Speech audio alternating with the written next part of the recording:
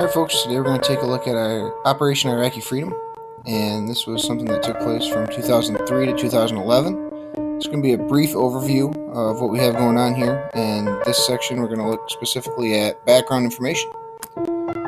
So to start, we'll talk about the cause of war, and as we discussed the last few days in class, there's a sharp difference between the cause of the war in Afghanistan and the cause of the war in Iraq. Here in Iraq, President George W. Bush used the Bush Doctrine in an effort to stop what he considered part of the axis of evil.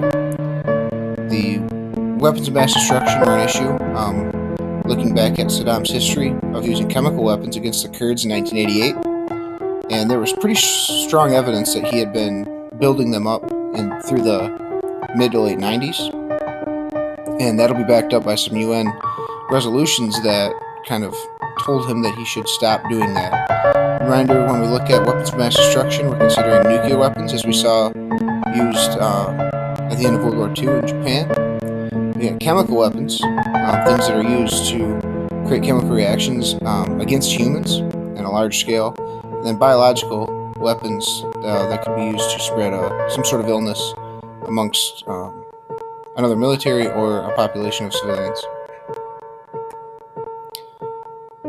So looking back at the early 90s, we see President Herbert Walker Bush, and he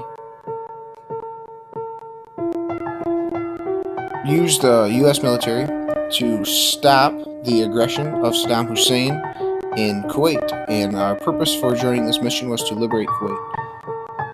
We called this Operation Desert Storm, and it was a very successful mission for the United States. We accomplished this in just 100 days, which is very, very quick.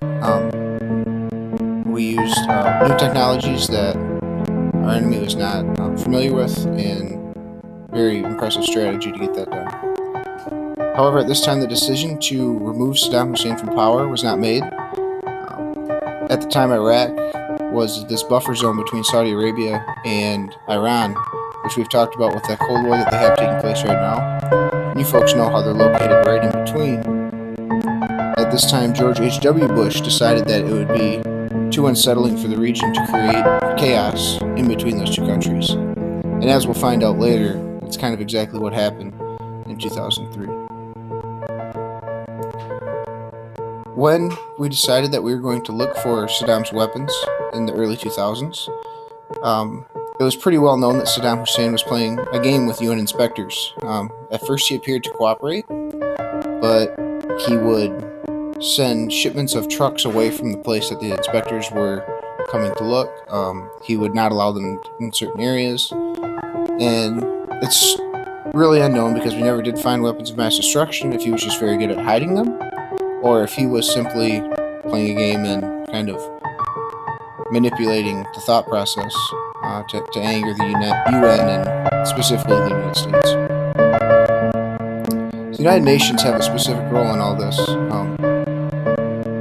There's 4 goals the United Nations have. They want to keep peace, they want to develop friendly relations among all nations, they want to work together to improve the lives of the poor, to conquer hunger, disease, and illiteracy, and then they want to harmonize all those